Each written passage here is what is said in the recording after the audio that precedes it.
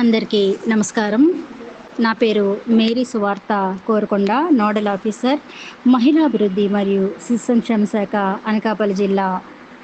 యోగా అనేది భారతదేశంలో జన్మించిన ఒక ప్రాచీన విద్య.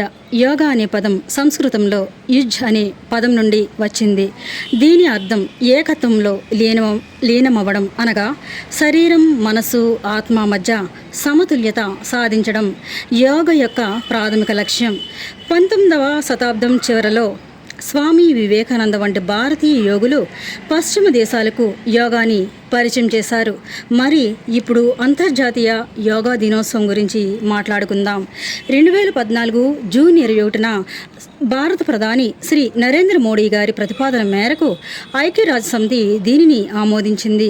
2015 జూన్ 21న జరిగిన మొదటి యోగా దినోత్సవంలో నరేంద్ర మోడీతో సహా 35,000 మందికి పైగా ఢిల్లీలో రాజ్పథ్ వద్ద యోగా చేశారు.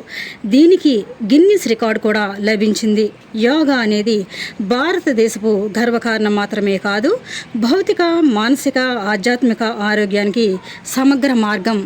2025 జూన్ 21న ఆంధ్రప్రదేశ్ రాష్ట్రంలో విశాఖపట్నంలో జరగబోయే అంతర్జాతీయ యోగా దినోత్సవానికి విచ్చేయుచున్న గౌరవ భారత ప్రధాని శ్రీ నరేంద్ర మోడీ గారికి మరియు ఆంధ్రప్రదేశ్ రాష్ట్ర ముఖ్యమంత్రి వర్యులు శ్రీ నారా చంద్రబాబు నాయుడు గారికి స్వాగతం తెలియజేస్తూ మహిళాభివృద్ధి మరియు శిశు సంక్షేమ శాఖ నుండి కొన్ని ఆసనాలు చేయడం జరిగింది. Thank you.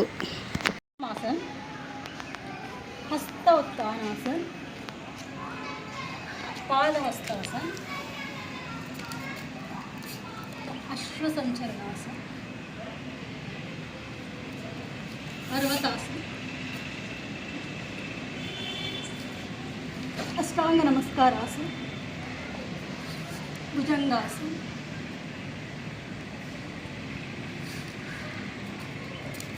అశ్వసంచలనాసన్, పాదహస్తాసన్, హస్తోత్థానాసన్, ప్రణామాసన్. Thank you.